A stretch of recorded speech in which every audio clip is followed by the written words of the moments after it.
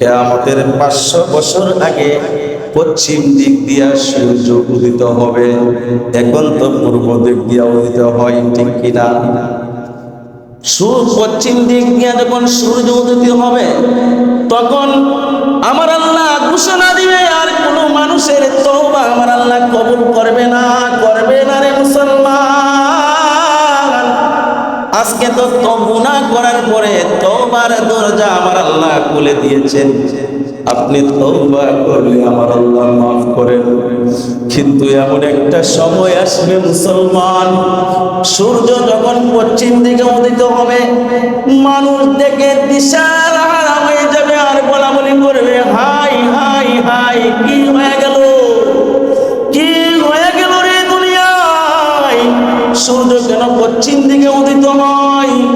মানুষ বেকুল দিশেহারা হয়ে যাবে আর বলাবলি করতে থাকবে, আহারে দুনিয়াটা কি হয়ে গেল রে।